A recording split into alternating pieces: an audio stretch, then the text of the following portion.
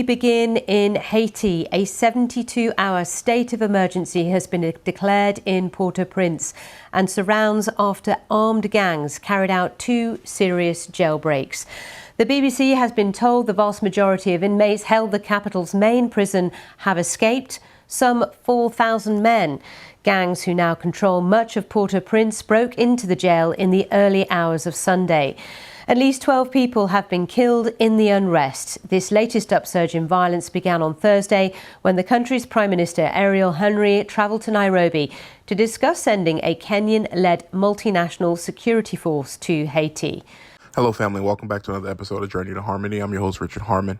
Today, we want to start off by praying for the people of Haiti. 4,000 inmates, people who were convicted for murder, people who were convicted for different assaults, people who have done some terrible things on this earth.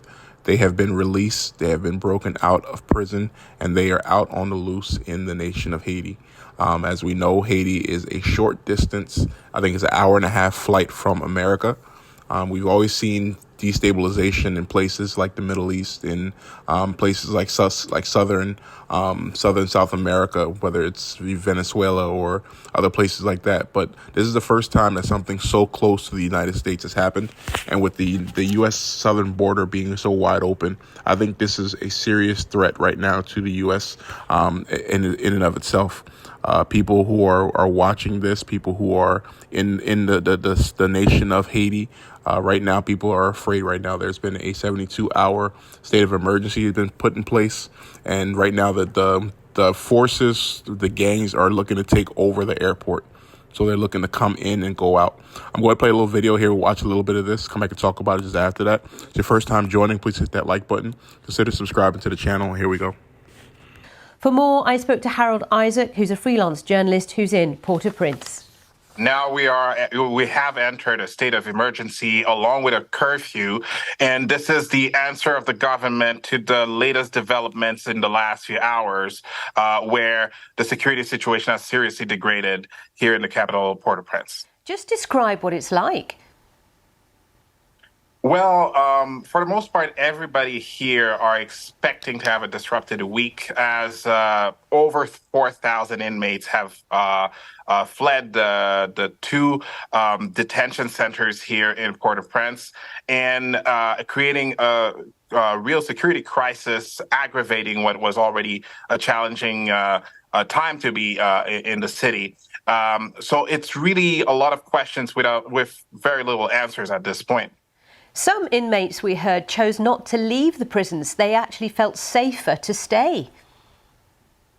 Well, safer and also legal consideration and also protecting their lives because many of the high profiles, especially the Colombians or people that were involved in the assassination of the president, some of them decided to stay in order not to get killed in crossfires between the police and gangs, or to have their sentence aggravated as a result of fleeing the prison. So there are many implications for those who have actually fled.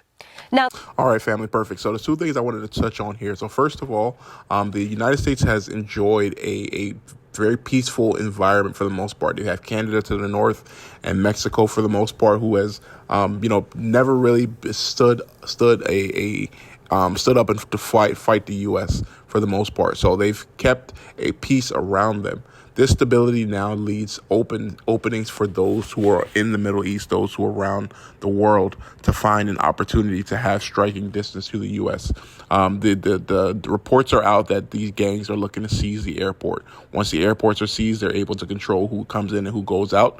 And again, they have an opportunity, if they decide to sell off access to the closeness of the U.S. to whoever it is that they may be, whether it be the Taliban, whether it be the Houthis, the Iran, anyone who has issues with America, who wants to get closer to America.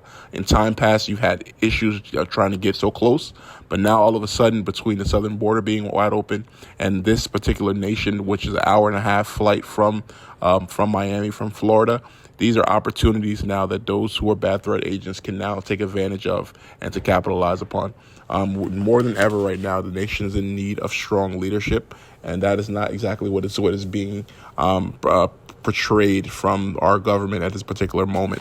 People are trying us in the most part, and I've said it in the past, and I continue to say it. I believe that we're getting ready to see one of the largest immigration actions here at the border that we have ever seen. The threat of Donald Trump taking over as the next president is going to lead many people to push themselves to get into the country before it's too late. You're going to see waves and waves and waves of people who are just trying their best to get in prior to this particular opportunity closing. The cartels are making money hand over fist, and they understand as well that they have an opportunity right now to make this money. Don't be surprised if we see just complete expansion and complete dominance of the border without any particular government interference. So this is going to be an interesting particular issue to watch. I'll continue to record it and to report on it. Let me know what you think in a comment. Please like, share, and subscribe. Thank you so much for joining. Have a good day.